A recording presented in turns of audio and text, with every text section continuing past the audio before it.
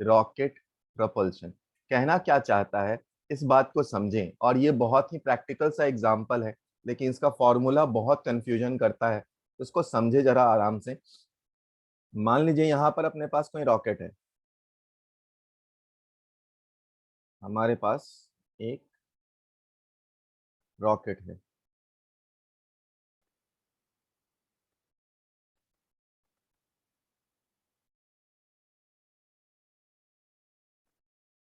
मान लो ये विचित्र सा प्राणी जो दिख रहा है, ये रॉकेट ही है अपने पास। ठीक है, तो अगर रॉकेट है हमारे पास तो इसके साथ क्या होगा, देख बेटा, यहाँ से गैस पार्टिकल्स निकल रहे होंगे।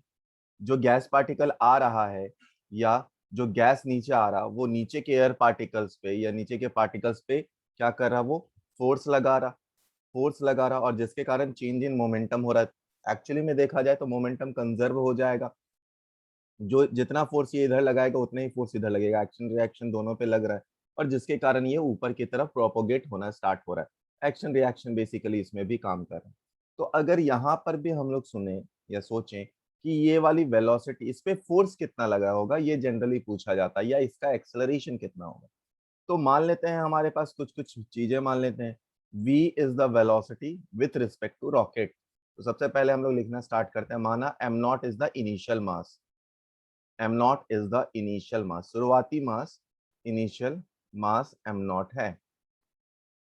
कैपिटल M है, वो है क्या, mass at any instant, mass at any incident.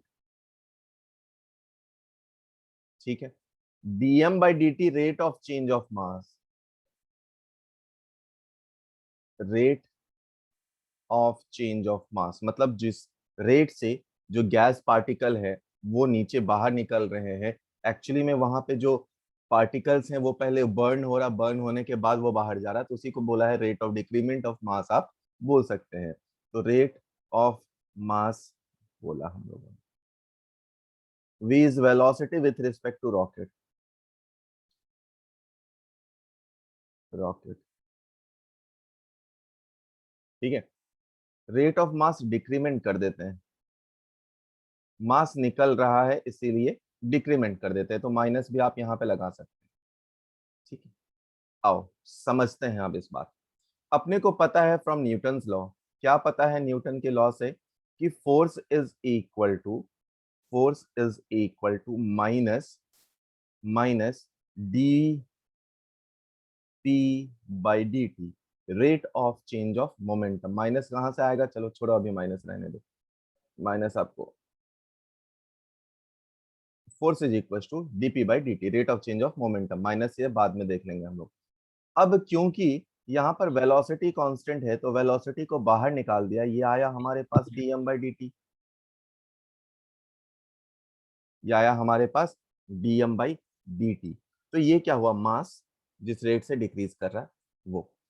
ठीक है, अच्छा, अब एक और बात समझना बेटा, हमारे पास फोर्स को आप क्या लिख सकते हैं, फोर्स को आप लिख सकते हैं मास at any instant into acceleration at an instant is equal to v times of dm by dt, v times of dm by dt। अगर यहां से मैं एक्सेलरेशन बताऊं तो कितना हो जाएगा, v dm by dt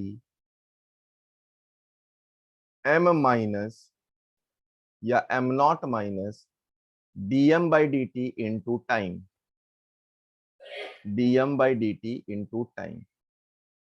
ये आया एक्सेलरेशन का फॉर्मूला। ठीक है, अब क्योंकि g को भी कंसीडर करना है तो हम लोग माइनस g कर सकते हैं। तो एक्सेलरेशन का फॉर्मूला क्या आया, एक्सेलरेशन का फॉर्मूला क्या आया, एक्सेलरेशन इज इक्वल टू आया v times of dm by D T upon initial mass minus dm by D T into T. ये लास्ट लाइन जो लिखा है मैंने, am not minus dm by D T into T, ये सबको समझ में आ गया।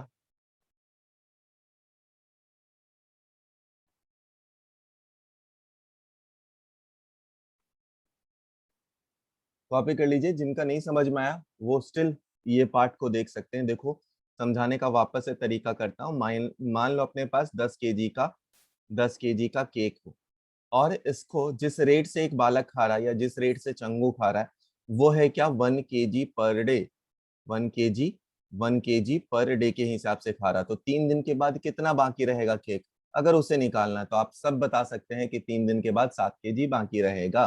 कैसे निकाला आपने, इनिशियल मास माइनस रेट जिस रेट से ये खा रहा था, dm/dt इनटू टाइम, टाइम था 3 डेज। ठीक है, वहीं से ये निकला है। सवाल में क्या बोला है कि rocket of mass 5700 kg eject a mass at a constant rate of 15 kg per second with a constant speed of 12 kilometer per second. The acceleration of rocket 1 minute after the blast is, और g की value लेने बोला है 10। देख जिनका नहीं आया होगा डायरेक्टली सवाल फॉर्मूला पिछला वाला रख दो, v times of v times of dm upon dt।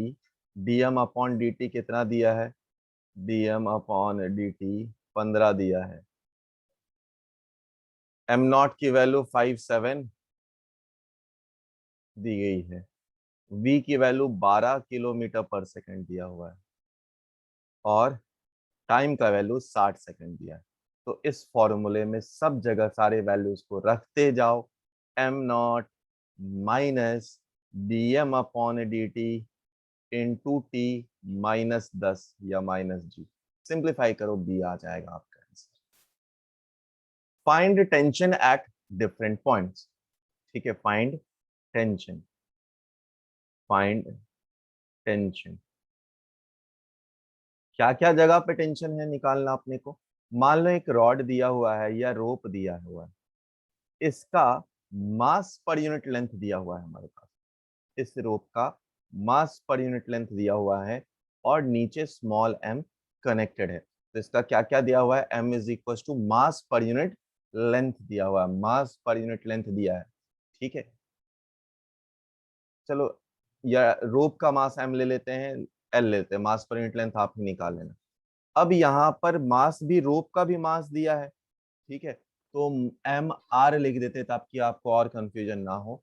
Point number A पे टेंशन निकालना है, पॉइंट नंबर बी जो कि हाफ है वहां पर भी टेंशन निकालना है, पॉइंट नंबर डी पे भी टेंशन निकालना है। इसके अलावा पॉइंट नंबर सी है ना, इसके अलावा एक और पॉइंट है डी जो कि, एक और पॉइंट है डी जो कि यहां से एक्स डिस्टेंस पे है, इस पे भी टेंशन निकालना है। तो 4 पॉइंट पे अपने को टेंशन निकालना है। ट्राई करिए। देखो इस सवाल में बोल रहा है हमारे पास क्या, 1000 kg का इंजन है, 1000 kg का इंजन है। ठीक है, 1000 kg का इंजन है, तो इंजन को आगे बना दिया और 4 वैगन है। तो 1 वैगन, 2 वैगन, 3 वैगन, है ना, मान लो ये ऐसा ही वैगन है, 4 वैगन, है ना। तो 4 डब्बे हैं, एक इंजन है, इंजन का मास दिया हुआ है। हाँ, बाकी सभी कनेक्टेड है। ठीक है, तो बोल रहा सभी का वैगन का मास 2500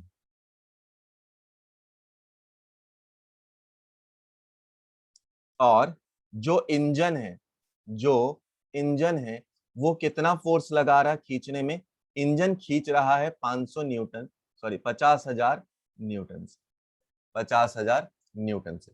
टोटल फ्रिक्शन फोर्स जो है, total friction force, friction force वो कितना लग रहा है, वो कितना लग रहा है 10,000 के। तो नेट फोर्स कितना होगा, एफ नेट की बात करो तो आगे की तरफ 50, पीछे की तरफ 10, मतलब कितना लगा 40। एक्सेलरेशन की बात करें अगर तो देखो कौन कौन सा, 1 2 3 4 नेट फोर्स यहीं से यहां तक की बात कर रहे हैं ना हम लोग। तो टोटल फोर्स कितना है 40, टोटल मास कितना है 4 इंटू आ जाएगा कितना 4। ठीक है, ये आया हमारे पास, बहुत बढ़िया। अब लास्ट क्वेश्चन पूछ रहा है कि वैगन 1, ये 1 है ये 2 है, इन तीन में के बीच में फोर्स कितना लग रहेगा, तो टेंशन 1 निकाल। ठीक है, देखो पूरा वैगन अगर आप देखो तो पूरे वैगन का फोर्स लिख रहा हूं मैं। पूरा वैगन का मास कितना है 2500 इन 2500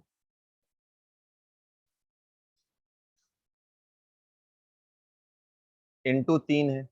यहाँ पे टेंशन लग रहा है जो खींच रहा है, एक्सेलरेशन ए आगे की तरफ है और पीछे की तरफ फ्रिक्शन लगेगा, कितना लगेगा ये भी देखो। 4 पे था 10,000, तो एक पे 2,500, 3 ब्लॉक है तो 3 ब्लॉक पे कितना लगेगा 7500।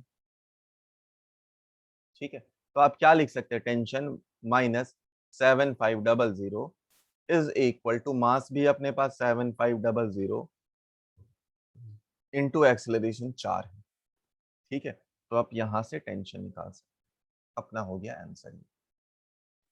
सवाल बोल रहा है हमारे पास दो मासेस हैं 10 केजी एंड 20 केजी के रिस्पेक्टिवली, उनको स्प्रिंग से आपने कनेक्ट कर दिया है। ठीक है, 200 न्यूटन का फोर्स एक्ट हो रहा है 20 वाले पे। एट एनी इंस्टेंट 10 केजी का एक्सेलरेशन आगे की तरफ है 12।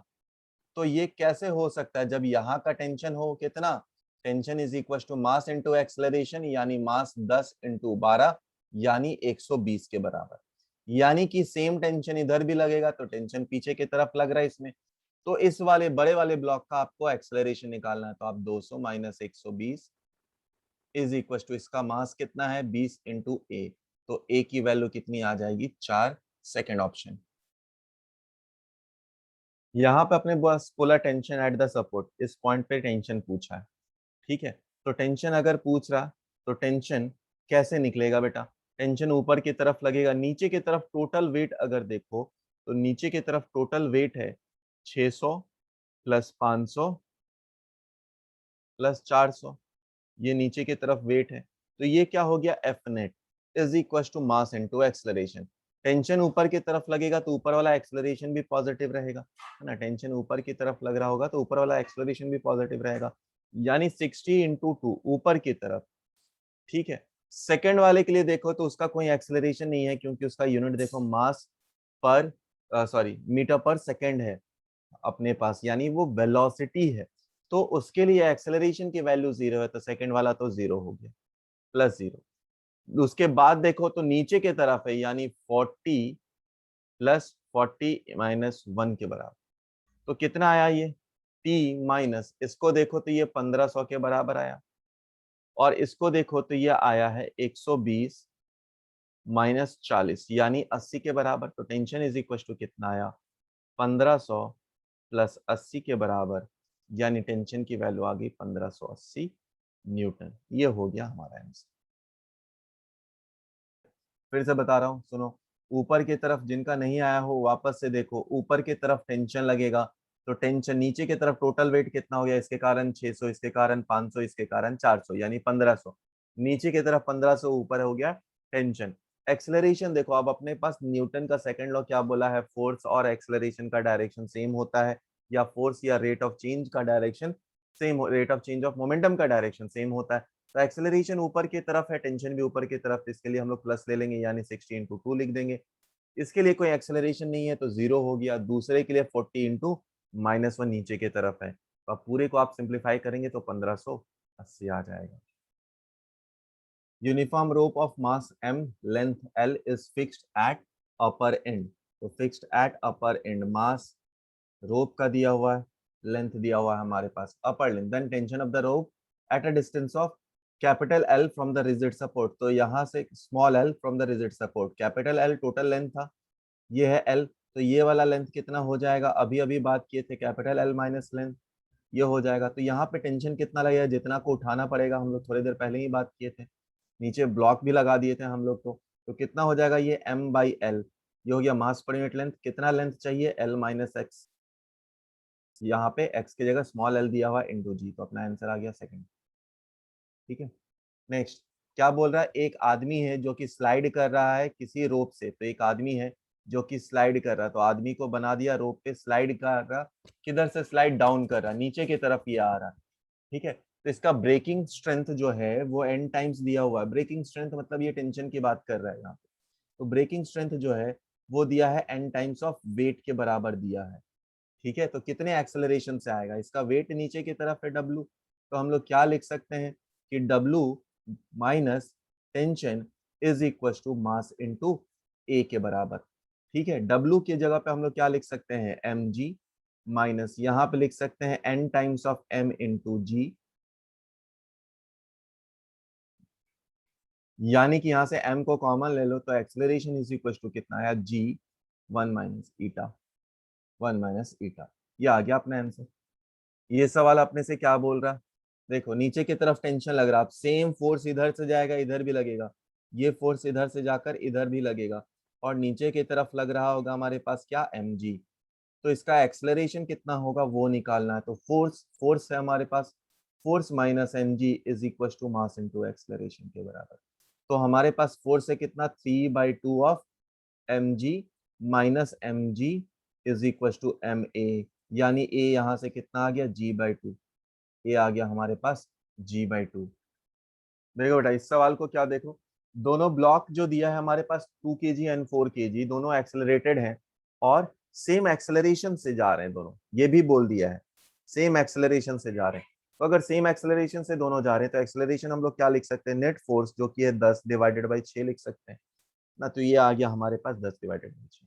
अब बोल रहे स्प्रिंग फोर्स कितना लगेगा, तो स्प्रिंग फोर्स इधर आप यहाँ से टेंशन निकाल लीजिए या यहाँ से निकालिए, दोनों के लिए बराबर है, एक्सेलरेशन इधर दिया ही हुआ है, तो मैं इसको लिख देता हूँ, मुझे ज्यादा आसान दिखता है। Tension is equal to mass 2 into acceleration, यही है हमारे पास टेंशन और स्प्रिंग फोर्स दोनों बराबर होगा अभी के लिए। तो टेंशन की वैल्यू 2 है, यहाँ पे है 10/6, यानी आंसर आ गया हमारा 10/3, ये हो गया आंसर। फटाक से आगे चलो, एटवुड मशीन हम लोग बात करने वाले हैं, एटवुड मशीन, वुड मशीन। आपने देखा होगा गांव में जब पानी निकालते हैं अपन, एक पुली होता है, बट उस पुली को मैंने इस बार फिक्स किया हुआ, पुली घूम नहीं सकता है ना, पुली घूम नहीं सकता है। तो यहां से एक रोप है जो M1 है, और सेम रोप इधर से घूमकर इधर आ रहा है, और ये M2 है, ये M1 है और ये M2 है। ठीक है, M1 है और M2 है। अच्छा बेटा, अगर ये M1 और M2 है, अपने को ये बात पता है, तो हम लोग क्या कर सकते हैं, हम लोग क्या कर सकते हैं, अपने को यहां से पूछा जाता है कि एक्सेलरेशन बताइए, टेंशन बताइए, और ये वाला फोर्स कितना लग रहा, पुली पे फोर्स कितना लग रहा है ये बताइए, तीन चीजें यहाँ पर पूछी जाती हैं। तो अगर मैं एक्सेलरेशन या टेंशन की बात करूं, मैं जल्दी से आपको डिराइव करना सिखा देता हूं कि कैसे आता है। mg नीचे की तरफ है, मान लिया कि m1 ज्यादा है m2 से, तो m1g नीचे की तरफ है, ऊपर की तरफ है टेंशन, एक्सेलरेशन किधर होगा, नीचे की तरफ। इसमें टेंशन ऊपर की तरफ होगा, एक्सेलरेशन भी ऊपर की तरफ ही होगा, और नीचे की तरफ होगा m2 इंटू जी के बराबर। अब आप अगर इन दोनों इक्वेशन को लिखकर सिंप्लीफाई करते हैं, तो जो एक्सेलरेशन आता है वो आता है डिफरेंस इन द मास, इसको याद करने का तरीका, difference in the mass divided by sum of the mass into g के बराबर। जब टेंशन आप लेते हैं तो टेंशन आता है 2 times of m1 into m2 upon m1 plus m2 into g के बराबर। और अगर आप फोर्स निकालते हैं कि पुली पे कितना फोर्स लग रहा होगा, तो force on pulley is equal to 2 times of tension के बराबर आता है। कई बार इसमें एक और चीजें चेंज करके पूछ ली जाती है कि if entire system is kept inside a lift, kept inside inside lift and move up, किसी एक्सेलरेशन ए से ऊपर की तरफ जाता है, तो बेटा जैसे ही लिफ्ट ऊपर की तरफ जाता है, आप लिफ्ट के अंदर बैठे हैं, तो आप पे जो एक्सेलरेशन लगेगा स्यूडो के कारण किधर लगेगा, पीछे की तरफ, नीचे की तरफ लगने लगेगा, है ना। तो जो जी इफेक्टिव है वो क्या हो जाएगा, वो क्या हो जाएगा, जी प्लस ए हो जाएगा।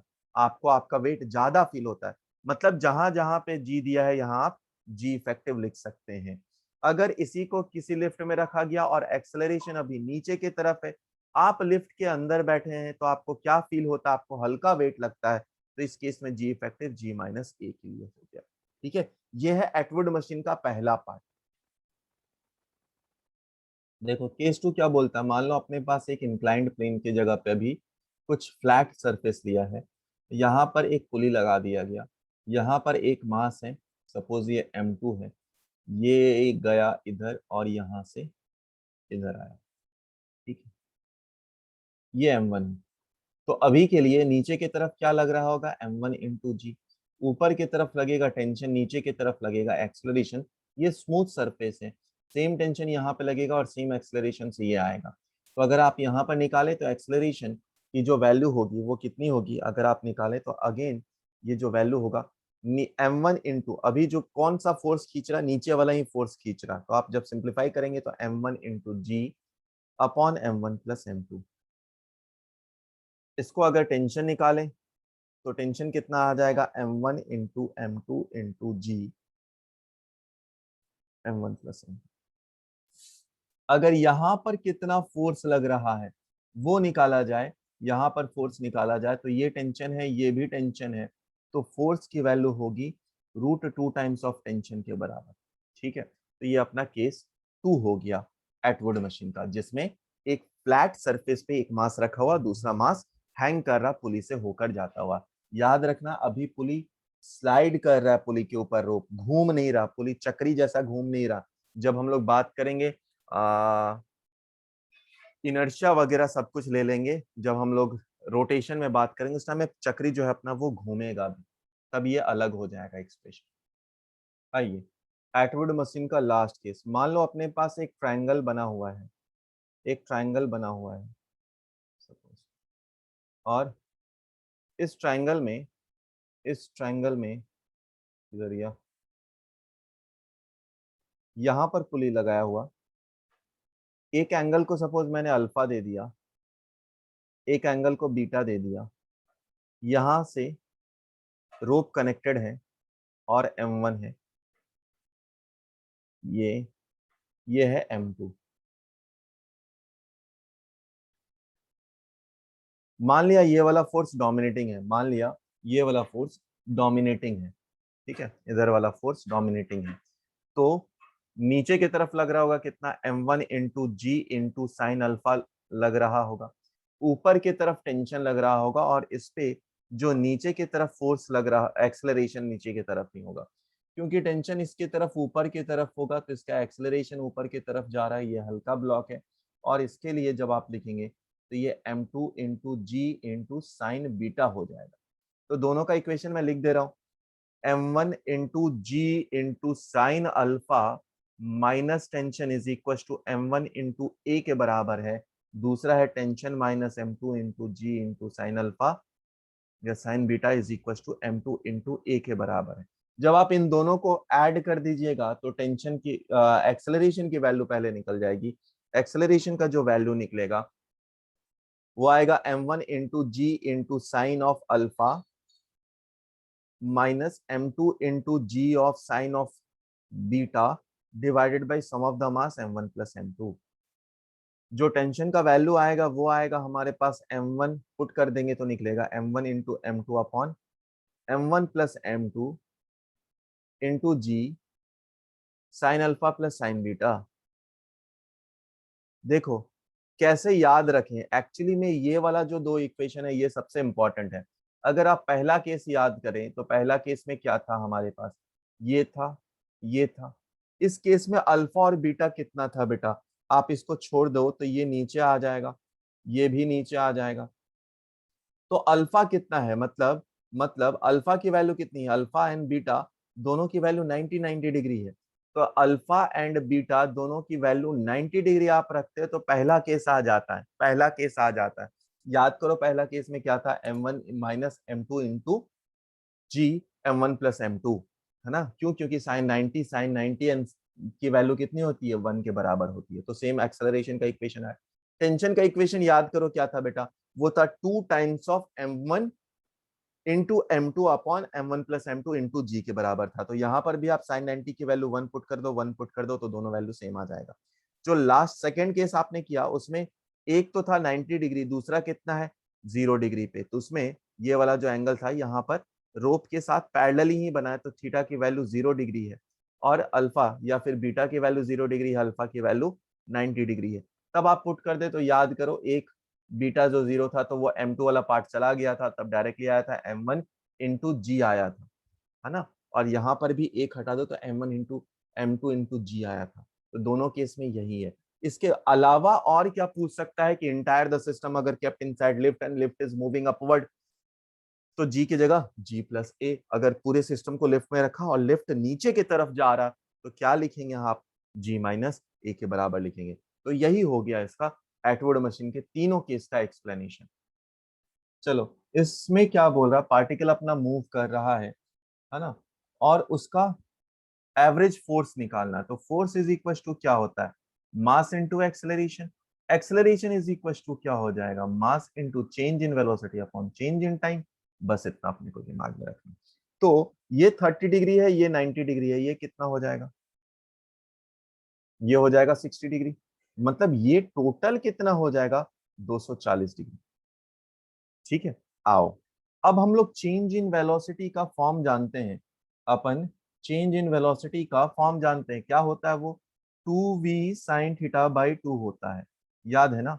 2v sine theta by 2 v की वैल्यू अपने पास क्या है, कुछ दिया है क्या, नहीं दिया, v ही दिया। साइन 120 240 बटे 2 कितना हो जाएगा, sine 120 degree. Sine 120 degree, sine 120 degree किसके बराबर होता है, साइन 60 डिग्री के बराबर होता है। साइन 60 डिग्री के बराबर होता है।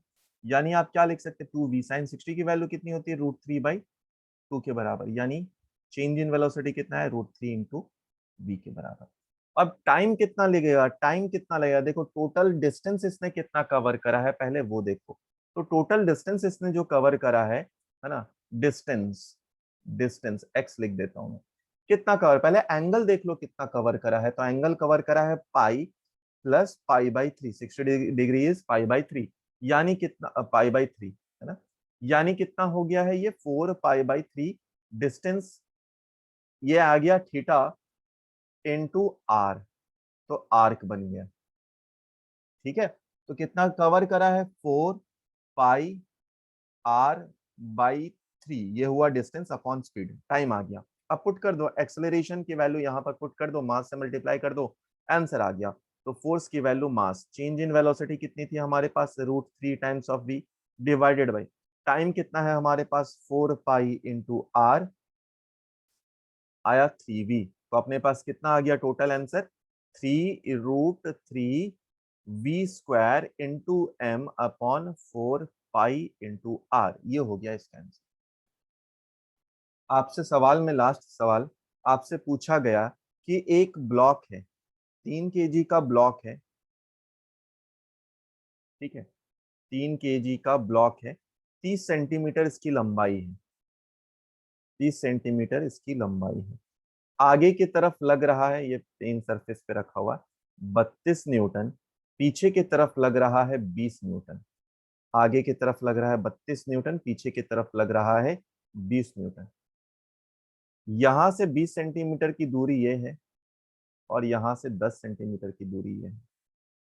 ठीक है, तो अपने को इस पोर्शन में, अपने को इस पोर्शन में बताना है कि कितना टेंशन लग रहा होगा, ये जो पोर्शन है इस पोर्शन में कितना टेंशन लग रहा होगा ये बताना है।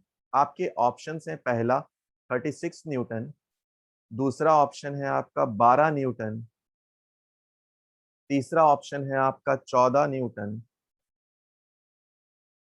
और पांचवा ऑप्शन है अपना 24 न्यूटन। ठीक है, जल्दी से ट्राई करें और बताएं। चलो मैं ही बता देता हूँ, देखो अपने पास एक्सेलरेशन पहले निकाल लो, तो एक्सेलरेशन कितना हो जाएगा, नेट फोर्स देखो, नेट फोर्स है इसका 12 और मास है 3, तो एक्सेलरेशन आ गया 4। अब इस पोर्शन का मास देखो, इस पोर्शन जो कि 10 सेंटीमीटर है, इसका मास कितना होगा बेटा, इसका मास होगा 1 kg आसपास, है ना।